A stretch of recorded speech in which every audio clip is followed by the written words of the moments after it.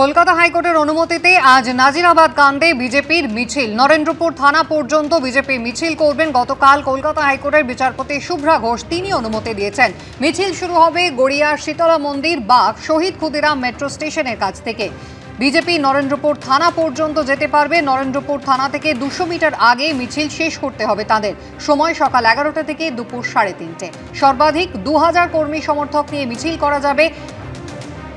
5 জনের প্রতিনিধি দল এরপর থানায় গিয়ে ডেপুটেশন জমা দিতে পারবে। বিজেপির আজ যে কর্মসূচি রয়েছে সেই কর্মসূচি সম্পর্কে গতকাল নাজিরাবাদে পৌঁছেই জানিয়ে দিয়েছিলেন বিরোধী দলনেতা শুভেন্দু অধিকারী। জানিয়ে পাল্টা কটাক্ষ করেছে তৃণমূল কংগ্রেসও। দেখুন, এই দাবিতে কাল জনজোয়ার হবে। আমাদের 11টা থেকে 3টে অনুমতি দেওয়া হয়েছে। শুধু ডেকোরেটরের মালিককে গ্রেফতার করলে হবে না, বিহাইন্ড দ্য স্ক্রিন এবং আসল মধু যারা খেয়েছে সেই মধুখোরদের জেলে পুরতে হবে। এই দাবিতে ভারতীয় জনতা পার্টি হাইকোর্টের অনুমোদন আদায় করে আগামীকাল সোনারপুর চলো নরেন্দ্রপুর থানা চলো অভিযানের ডাক দিয়েছে। তো হাইকোর্ট থেকে অনুমতি দিয়েছে। আমরা চাই পূর্ণাঙ্গ তদন্ত হোক।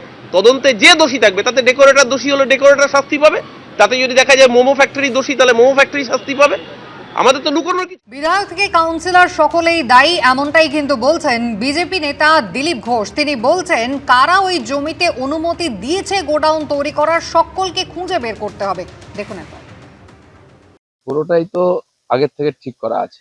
যে বানিয়েছে ওখানে এত বড় গোডাউন বেআইনি ভাবে, তো সে তো এমনি এমনি সুযোগ পায়নি। অনেক লোককে খাইয়ে সন্তুষ্ট করতে হয়েছে। তার মধ্যে পুলিশও আছে, তার টিএমসির নেতা এমএলএ এরাও আছে। তো সেরকম তার গায়ে হাত দিলে তো মুশকিল হয়ে যাবে।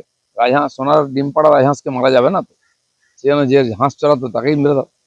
আজকে পরিস্থিতির কারণে টিএমসি বাঁচার জন্য এই ধরনের ফালতু ফালতু লোকেদেরকে অ্যারেস্ট করে জিনিসটাকে অন্য যে ঘুরিয়ে দেওয়ার চেষ্টা করছে। আসল সমস্যায় যাচ্ছে না। যারা ওই জমিতে অনুমতি দিয়েছে, এতদিন ধরে বিজনেস চলেছে, যারা লাভবান হয়েছে, ওখানকার এমএলএ থেকে কাউন্সিলর থেকে আরম্ভ করে সবাই দায়ী আছে। সবাইকে তার মধ্যে নিয়ে আসা উচিত। দেবাংশু ভট্টাচার্য তৃণমূল কংগ্রেসের সোশ্যাল সেল ইনচার্জ আমাদের সঙ্গে রয়েছেন টেলিফোন লাইনে। দেবাংশু, আপনি শুনলেন দিলীপ ঘোষ বলছেন যে বিধায়ক থেকে কাউন্সিলর দায়ী কিন্তু সকলে। কারা অনুমতি দিল ওই বেআইনি গোডাউন তৈরি করার? এতদিন পর্যন্ত কারা এখানে বেআইনিভাবে এই ব্যবসাটা চালিয়ে গেল? দায় কিন্তু রাজ্য সরকারের, একেবারে নাম করে করে বলছেন। কি বলবেন? দেখুন, অন্যায়ভাবে কোনো জমির ওপর হলে সেটা তো প্রশাসনের মতো করে অ্যাকশন নেবে। কিন্তু ব্যাপারটা হচ্ছে একটা আগুন লাগবে কিনা সেটা কি কোন জমির ওপর তৈরি হচ্ছে তার উপর নির্ভর করে। এর আগে যে আনন্দরাম মার্কেটে আগুন লেগেছিল, 5 দিন ধরে আগুন জ্বলেছিল, সেটা কি কোনো জমির জন্য হয়েছিল? বিষয়টা হচ্ছে ইল্লিগাল ল্যান্ডের ওপর যদি হয়ে থাকে প্রশাসনের মতো করে সেটা দেখবে, অ্যাকশন নেবে। যারা যারা তার পেছনে দায়ী সেটা তদন্ত সাপেক্ষ বিষয়। কিন্তু দিলীপবাবু যে সকাল সকাল এই কথাগুলো বলতে নেমেছেন, আমি দিলীপবাবুকে জিজ্ঞেস করছি, আজ অব্দি ভারতবর্ষের মাটিতে যতগুলো এরকম বৃহত্তর ঘটনা ঘটেছে, কটার ক্ষেত্রে রুট কজ অব্দি পৌঁছানো গেছে? কটার ক্ষেত্রে আসল যারা মাথা তারা গ্রেপ্তার হয়েছে? আমি এইটাই বারবার বলতে চাইছি। আজকে কুম্ভের মেলায় যারা পদপিষ্ট হয়েছিলেন সেগুলোর জন্য আসল মাথা কারা? কারা ভিআইপি কালচার লাগু করে বড় লোক, সাংসদ, বিধায়কদের জন্য আলাদা করে চানের ব্যবস্থা করেছিল, আর গরিবদের জন্য আলাদা করে চানের ব্যবস্থা করতে গিয়ে পুরোপুরি লাগিয়ে লোক মেরেছিল, তারা অ্যারেস্ট হবে না? একের পর এক জায়গায় যেই ঘটনাগুলো ঘটেছে। ফলে দিলীপ বাবুকে বলছি, প্রশাসনের ওপর আপনি আস্থা রাখুন। আপনার নেতা শুভেন্দু অধিকারীকে বলুন আস্থা রাখতে। প্রশাসনের মতো করে করবে। সঠিক অপরাধী যারা আছে অলরেডি গ্রেফতার হয়েছে, এবং এর মধ্যে আরো কেউ যদি থাকে তারাও গ্রেফতার হবে। দেবাংশু, ধন্যবাদ। এবিপি আনন্দ, এগিয়ে থাকে, এগিয়ে রাখে।